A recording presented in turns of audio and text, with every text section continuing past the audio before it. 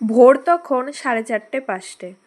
সূর্যের আলো ফুটছে ফুটছে, কিন্তু ওই দিন বেশ গরম ছিল। আর এইদিকে প্যাকিং মোটামুটি কমপ্লিট হয়েছে।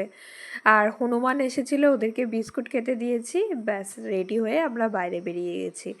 আমার মুখটা একটু অফ, কারণ ওই শরীর খারাপ হয়েছে, সর্দি লেগেছে আর কি, ঠান্ডা লেগে গেছে, আর কি করা যাবে। স্টেশনে চলে এসেছি, খাগড়াঘাট স্টেশনে। আর দেখো ইতিমধ্যে গঙ্গারামপুর নেমেও গেছি। আর সুরজিৎ ওইদিকে টোটোতে ভাড়া দিচ্ছিল, আর আমি নিজেকে সামলাতে না পেরে বাড়ির দিকে এগোচ্ছিলাম। আর বাড়িতে মা বাবার জন্য তো আশা আছেই, কিন্তু এই ছেলেটার জন্য আসতেই হতো। আর ভাইও এসে গেছিলো।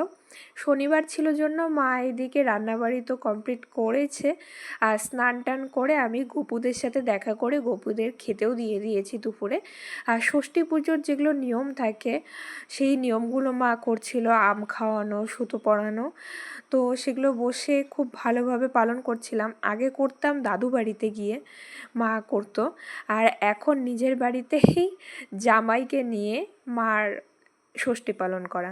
তো সকালে লুচি টুচি আর করা হয়নি, দুপুরেও খেতে পারবে না, সেই কারণে ছানার পায়েস ফলমূল দিয়ে খাওয়া হয়েছে। আর এই দিকে সুরজিতের ফেভারেট সব রান্না হয়েছে। হ্যাঁ, মাছ মাংস ওর ফেভারেট না, ডাল তরকারি ওর ফেভারেট।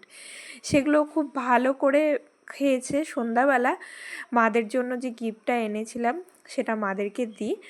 আর এইভাবে ষষ্ঠীর দিনটা কাটলো, খুব মজা করে কাটলো। একটা মেয়ের জীবনে ষষ্ঠীর দিন আসা মানে খুব আনন্দের। কেমন লাগলো জানিও। Tata, by.